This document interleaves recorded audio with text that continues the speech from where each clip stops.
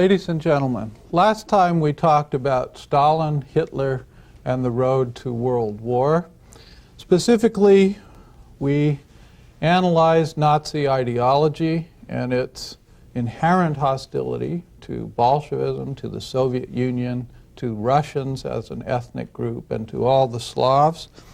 We talked about the inconsistency, which in some ways still perplexes me, in Soviet policy toward the Nazis, and the decision, the fateful decision on the 22nd of August 1939 to sign the Nazi-Soviet Pact.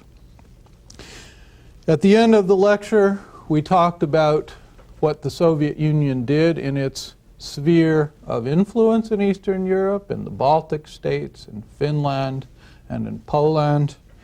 And at the end, the very end, I discussed how to interpret Soviet diplomacy. It seems to me that the Soviet account, which was current in the 50s and the 60s and the 70s, that Stalin's behavior was rational, that he did the only thing he could do in the signing of the Nazi-Soviet Pact, and that he used the time well to prepare for invasion by the Nazis. This theory, it seems to me, falls to pieces under the scrutiny of other historians. Neckrich and Geller are two of the main critics of this theory. Now, what we will discuss today is the USSR at war. War on the Soviet front was awful and destructive. It seems to me that one cannot encompass the story of the war in a single lecture, and I rather doubt that one can encompass it in prose. There's a 19th century historian, brilliant historian and legendary lecturer named François Guizot, who was once applauded by his students for his outstanding lectures on French history. And Guizot said rather arrogantly and airily, "Do not applaud me, for it is history that speaks through me." Well, this kind of arrogance, I confess to you, is something that I do not share. I do not think that a humble historian can convey the experience of warfare in linear prose.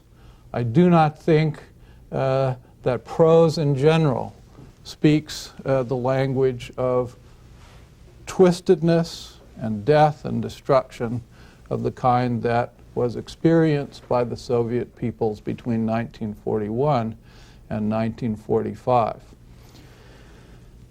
One could make a case that musicians like Shostakovich in the 7th Symphony or the 9th Symphony might have conveyed something about the war.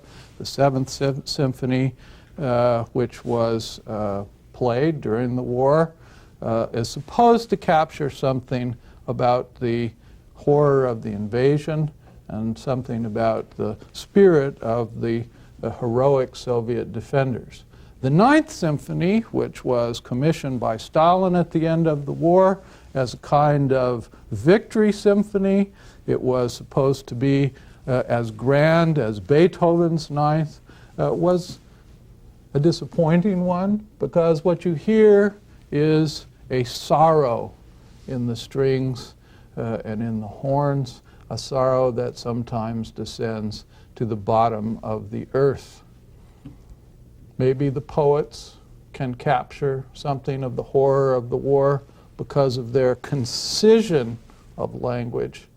What I can do is just scratch the surface. Let me try.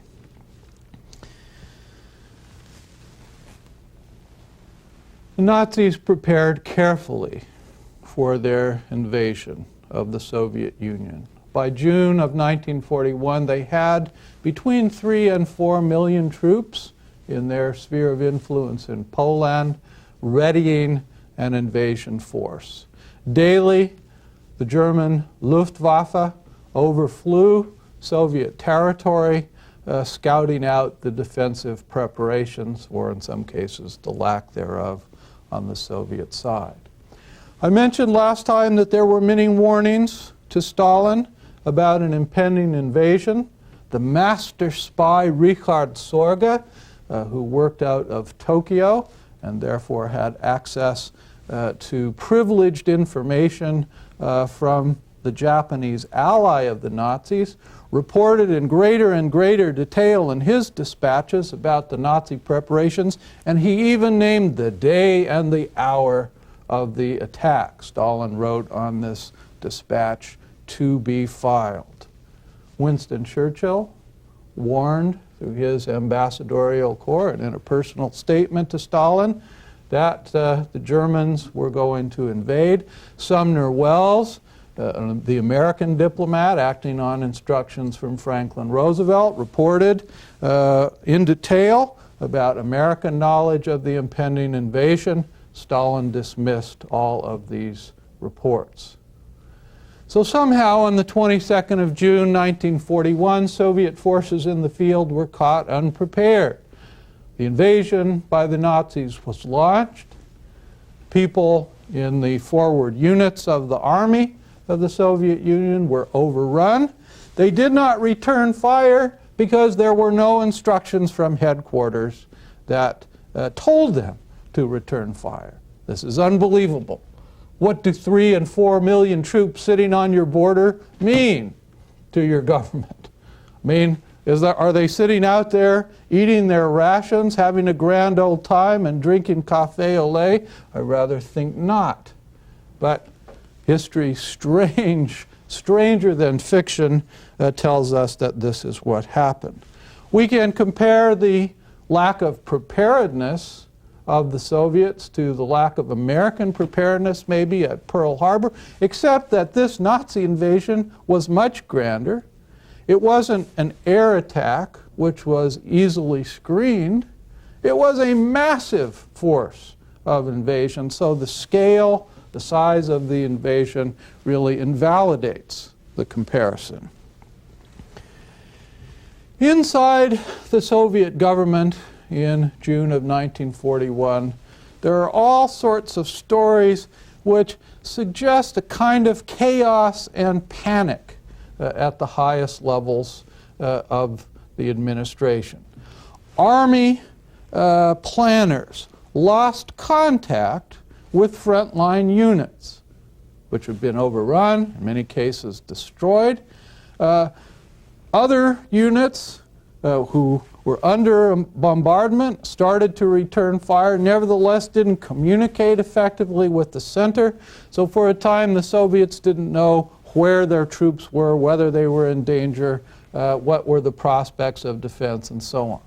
There was an arrogance also on the part of the Soviets. They assumed that their own propaganda was correct, that the invasion would be rebuffed. The Soviet Union was a socialist state. A socialist state is a superior state. A socialist state cannot be beaten by a capitalist state. And therefore, Stalin, in his first commands of the war, says, do not retreat. And yet, this is like holding back a hurricane. The German blitzkrieg was, in the first months of the war, almost uncontested because of the inability of the Soviets to muster defenses at the appropriate places, because of the chaos that the invasion caused. There were mass movements of Soviet peoples to the east, away from the invasion zone in some places. And of course, this complicated military communications. Khrushchev, in his various denunciations of Stalin, tells the story of Stalin's personal panic. At one point in late June, Stalin retired to his dacha, his personal headquarters outside of the capital, and he refused to come out for several days. And finally, people in the Politburo and in the military command went to fetch him, and when they arrived on the scene, it is said that Stalin had a surprised look on his face. He thought that they had come to arrest him, evidently. And when he realized that they hadn't, his response was drunken. Incidentally, he liked sweet, fruity Georgian wine. His drunken reply was, "Everything that Lenin did, we have sent to shit." Sorry, but those are the words that are reported. If you look at the war strategically, I am not by specialty a military historian, but it seems to me that you can make the case that the war falls into two phases. First phase probably lasted from the invasion date, 22nd of June 41, until the 31st of January 1943. This was the end of the Battle of Stalingrad. So from invasion to the Battle of Stalingrad. During this period, first part of it, Soviet armies were in constant retreat. Late in the fall of 1941, they managed at various places to stabilize defensive perimeters. Now, in terms of casualties inflicted in this period and prisoners taken, the Germans continually got the better of the fight until things equalized roughly at the Battle of Stalingrad. Stalingrad was a crucial moment in the war. It was the battle that militarily probably decided the war on the Eastern Front and maybe decided the fate of the Nazi regime. From September of 42 until late in January 43, the Germans and the Soviets both threw enormous numbers of troops into a relatively confined geographical area, which was strategically crucial for both sides to control, and which was psychologically crucial because Hitler, against the advice of his military, refused to retreat. He wanted to beat the Soviets at Stalingrad at that point. And of course, on the Soviet side, there was equal determination. The second phase of the war strategically was arguably the period from early February of 1943, that is, immediately following the German defeat at Stalingrad, until May of 1945, the end from the Soviet point of view of the European war and of the World War. There was a steady Soviet advance. The Soviets routed the Germans at the Battle of Kursk, which was also a very large battle in July and August of 43. By the spring of 1944, Soviet troops had succeeded in expelling the Nazis from Soviet territory. So now the war would be waged on the outside in the Baltic states, in Poland, and eventually in Germany. The Soviets won a victory in Poland, in the central part of Poland, in August of 1944 and January of 1945. In that period, they gained control of Poland. And from then on, they inexorably, slowly, powerfully marched toward Berlin. And they managed to run their flag up the German Capitol building in May of 1945. The picture of that flag raising, incidentally, where the red flag went up, there is similar in its iconic significance to the raising of the American flag in Iwo Jima. So it's obviously an unposed shot. It's done by a very good photographer, and it captures something about the spirit of the moment. Now, that's the war strategically, according to an amateur military historian, somebody like me. The losses, well, let us count. 700 Soviet cities were partially or totally destroyed. Novgorod, the ancient city, was about 85% destroyed. Kiev, about 90% destroyed. Leningrad was bombarded from the air. Some individual buildings were destroyed by fire. On the outskirts of Leningrad, the little place called Pavlovsk, had the old Gatchina castle, was completely destroyed and had to be rebuilt by Soviet artisans. About 1,700 towns in the invasion zone were partially or totally destroyed. 70,000 villages, partially or totally destroyed. 30,000 factories, many of them big factories in the invasion zone, were destroyed, either bombardment or they were looted by the Germans for machinery and parts when the invaders turned into occupiers. Estimates of death and war casualties are staggering. Soviet Union published during the war no casualty figures. That was a closely held military secret. After the war, the first estimate that was made by the Soviets was that 7 million people in the army and out had died. This number was, I think, deliberately kept low because Stalin and the Soviet leadership calculated that in the context of the Cold War, which in their minds meant the potential of an American invasion of the Soviet Union, high casualty figures would indicate weakness on the part of the civilian structure, the economy, and also the army. And Soviets had no interest in showing themselves to the world as weak. The latest estimates by two reliable British historians in a very good book on the domestic front in the Soviet war, these historians are named Barber and Harrison, is this: 9 million Soviet soldiers died during the war. 9 million soldiers. 4.7 million roughly in POW camps, that is in Nazi captivity, and the remainder were killed in the field of battle. Many more civilians died during the war, however, than soldiers.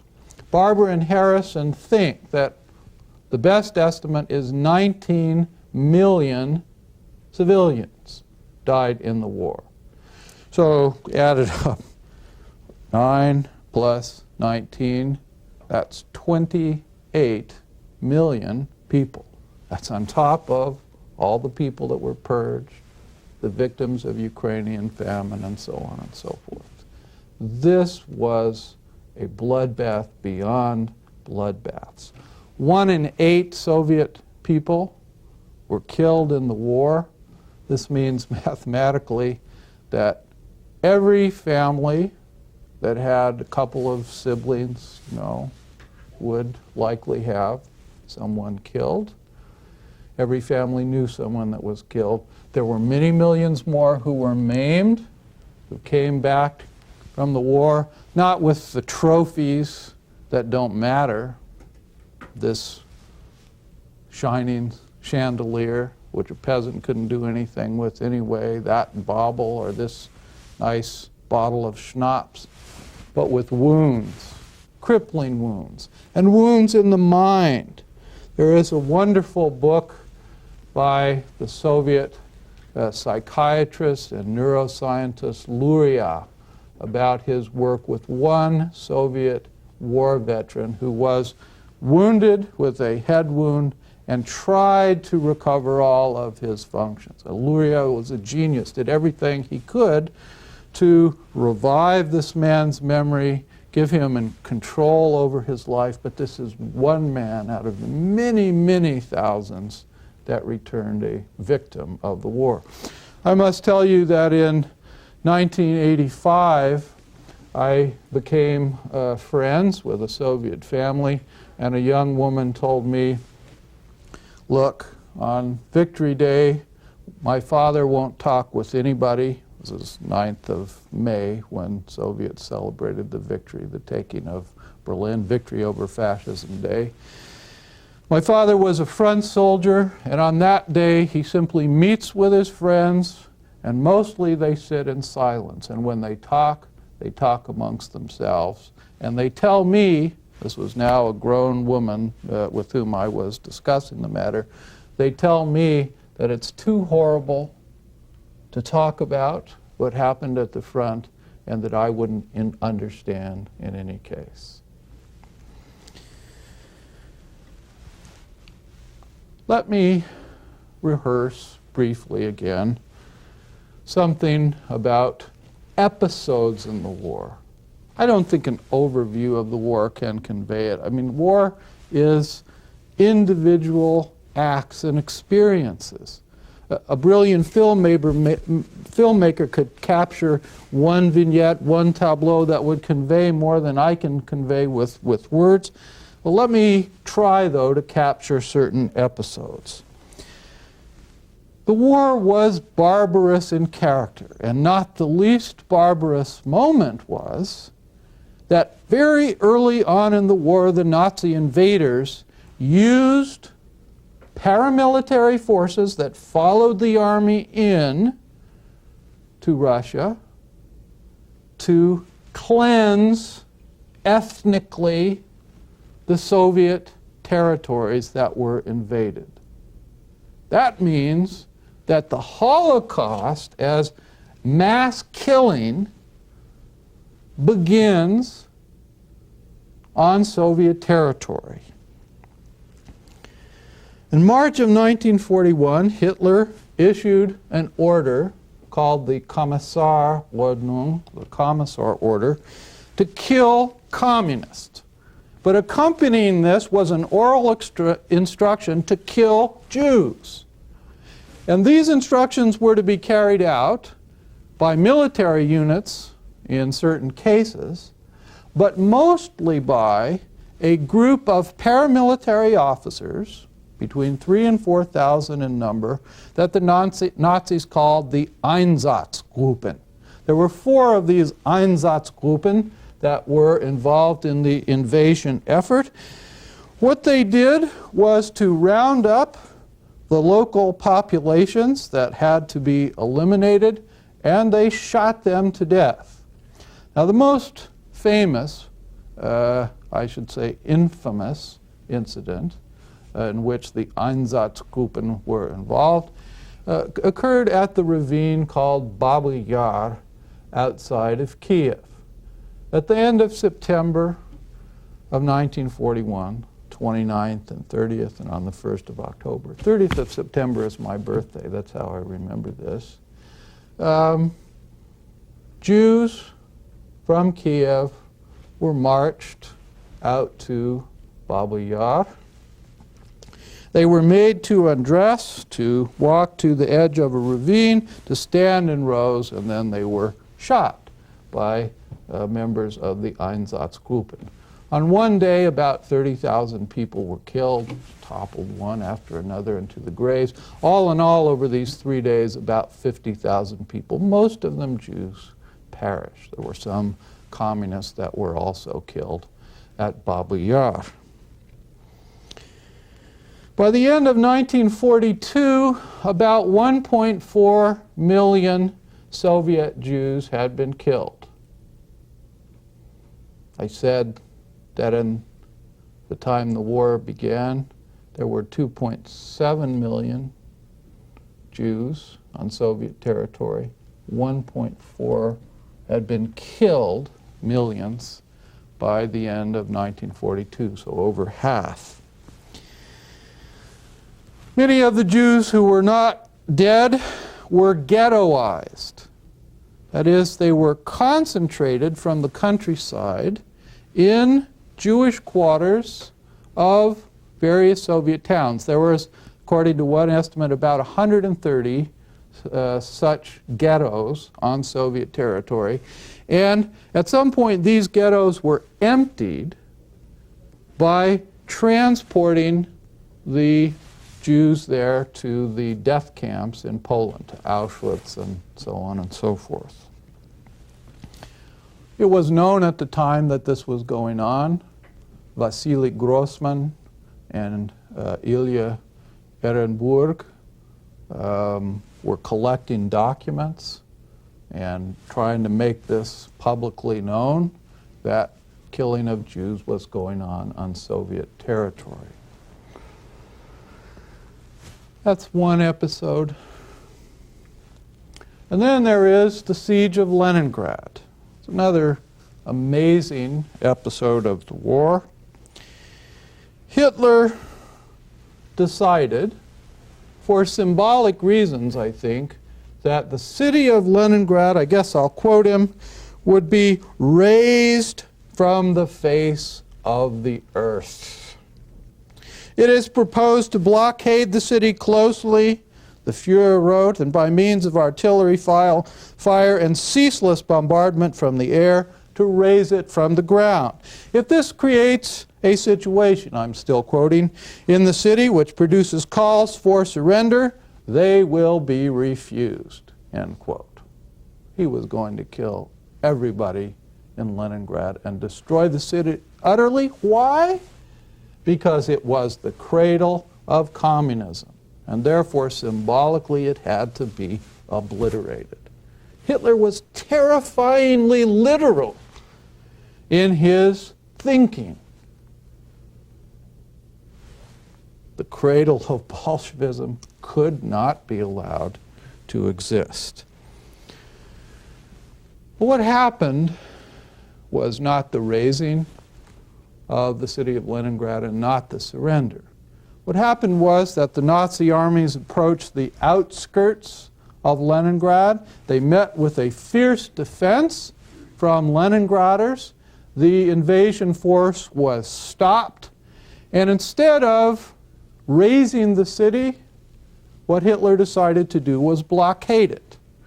So from the fall of 1941 until early in 1944, for about 900 days, the Nazis blockaded the city and attempted to strangle it, to starve out the inhabitants.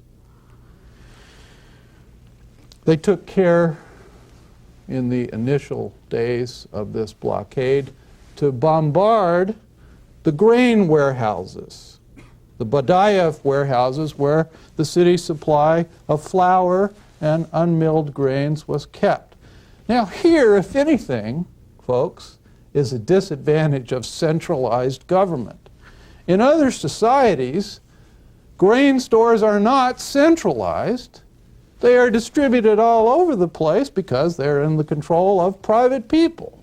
Or government is decentralized in such a way that you don't put all of your foodstuffs in one place.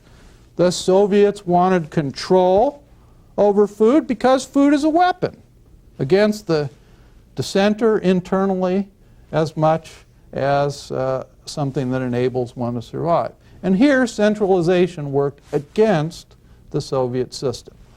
What did this mean in human terms? It meant that food rationing was imposed.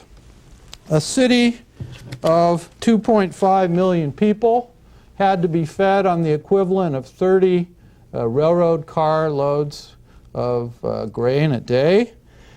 The daily food ration was set at 250 grams for factory workers. That's about 4 slices of bread a day. 125 grams for everybody else. It means if you were an intellectual, you got 2 slices of grain a day. Soldiers in the field around Leningrad, incidentally, got about 500 grams. That's something like half a loaf of the dark rye bread that Russians love so much. Now soon, lest the supply of grain be exhausted, the authorities were mixing what they called edible cellulose with the grain. Now what does edible cellulose mean? It's sawdust. Cellulose, if you check your nutrition, is something that you cannot digest, but of course in the stomach it makes you feel full. Now as if the food situation wasn't dire, it was, because this kind of rationing doomed tens of thousands of people to starvation if it the blockade continued. The winter of 41-42 was the coldest winter in 40 years, and one of the two coldest winters in a century. Temperatures dropped that winter to 40 below zero. I can tell you, I lived through a Leningrad winter one time where the temperatures were 25 to 30 below zero, and I had to walk across a long bridge at the mouth of the Neva, and I felt that chill wind. I wasn't a starving person, so I survived, but I thought, good Lord, help me get to the other side. I mean, I thought I wouldn't make it. There were thick coatings of ice inside public buildings because fuel oil was being economized. Private apartments were unheated. Strange thing happened in a lot of these apartments. They were centrally heated, state-controlled heat too, you know. Some people constructed out of scraps of iron little pot-bellied stoves that they called bourgeoisie, little bourgeois, because they were rather fat in the middle, vented them out the wall. Some people forgot about the venting and they asphyxiated themselves. And they burned in these bourgeoisie books, furniture, anything that would burn to keep themselves warm. So ultimately it didn't help because there wasn't enough combustible commodity available. So people froze as well as starved. In the winter of 41-42, people didn't change their clothes. Their bodies were covered by lice. And this was just the facts of life. In this winter, there was mass starvation and death. The demographers tell us, there are people interested in these grisly things, males, adult males, tended to starve first. Females, for some reason, in famine situations, tend to die later than males. So there was a disproportionate number of males that starved. Then children, young children, and then women. Now, so many people starved. Harrison Salisbury tells us, he's written a nice book, 900 Days, about this episode in Leningrad, but it's also in any number of diaries that you can read by survivors. So many people died that it got beyond the capacity of the funeral industry to remove all of the corpses. So corpses were brought down out of apartments and just stacked on the sidewalk until later, at some point, somebody would come and haul them away. Some people couldn't stand the sight of those corpses, so they made little sleds and they stacked a corpse or two on it and pulled it to the cemetery. At Piskarevskaya Kladbyshe, the Piskarevsky cemetery in the middle of Leningrad, there are mass graves holding the bodies of about 600,000 Leningraders, many of whom starved to death in that winter. About 20,000 yards of mass graves were dug in the city over the course of the winter. I can't leave this without mentioning one thing of relevance to Cold War politics. A young girl named Tanya Savicheva kept a diary. She recorded the deaths of her family. 12th of December, Zhenya died. On 25th of January, 42, Babushka umerla, grandmother died. On 17th of March, brother Leka died. On 13th of April, Uncle Vasya died. On 10th of May, Uncle Lesha died. On the 13th of May at 7:30 in the morning, umerla, Mama. Mama died. And the last two heartbreaking pages of the diary say simply, Savichevi umerli, umerli vse. The Savichevs have died. Everyone has died. Of course, Tanya herself succumbed. When Richard Nixon went to the Soviet Union to negotiate the policy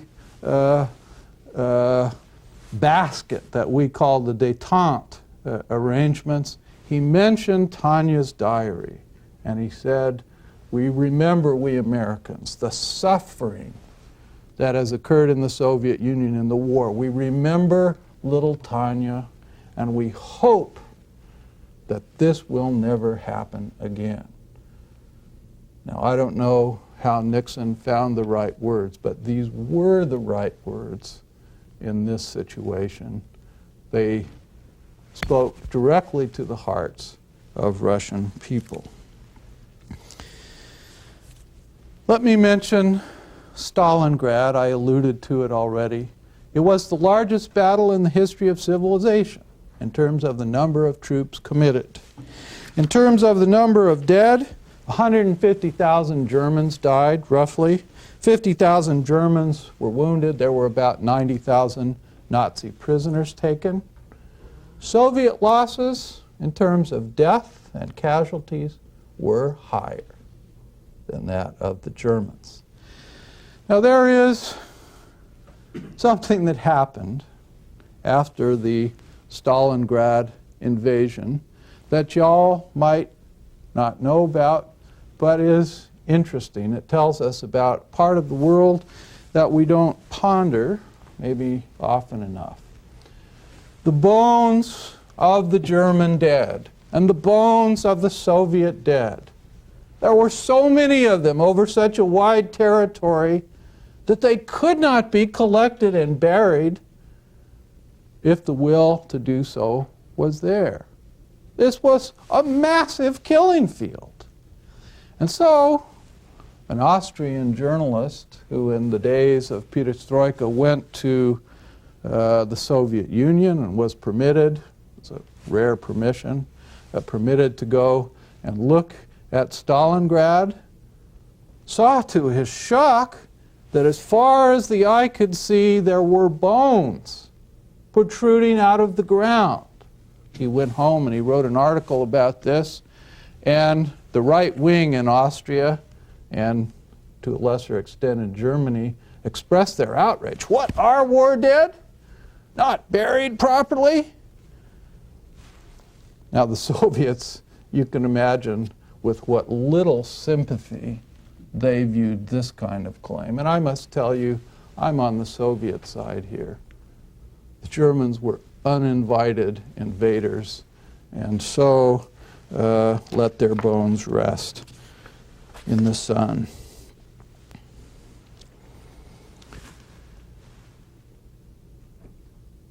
We must mention that in the war there were massive numbers of POWs on both sides. Now, for our purposes, I'm interested not in the German POWs, but in the Soviet ones. So I will tell you about what happened to them. What happened to them is that they were incarcerated in great numbers in the first part of the war and given very little food. They suffered from malnutrition. Many of them starved to death in these prison conditions in the Nazi camps.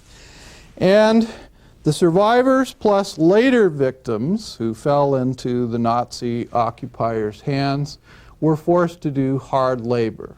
I met at Stanford an old Russian, by then he was old, a survivor of the Nazi POW camps, and he said, you know, you just can't believe the conditions. He said he himself almost died of dysentery. Everyone in his unit that he knew perished from dysentery. He was the lone survivor. This was a terrible episode in the war.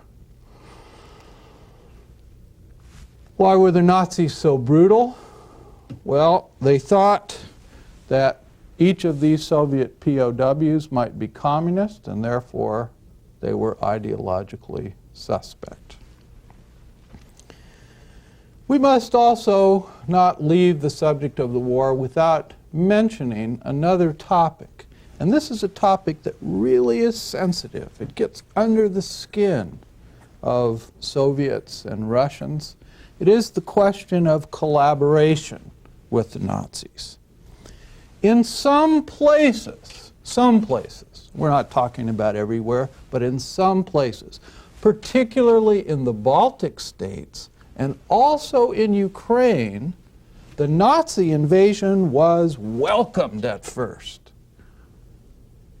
They were greeted with flowers by some Ukrainian women, greeted with bread and salt by some Ukrainian peasants, and there were many Ukrainians, also some Balts and other folk, that willingly collaborated with the Nazi occupiers in the first stages of the war.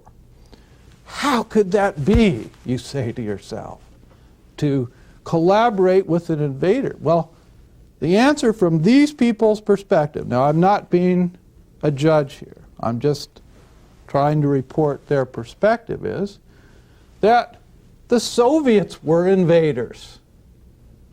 From the point of view of people in the Baltic states, they had suffered by 1941 under Soviet power. Their independent country had been destroyed by the Soviet army and the NKVD. So they welcomed the Nazis as liberators. In Ukraine, people had suffered under the terror famine, and they remembered, and so they were only too glad to shuck off Stalin and Soviet authorities. Of course, what they discovered is that they exchanged one bad master for another bad master, maybe even a worse one. In the POW camps,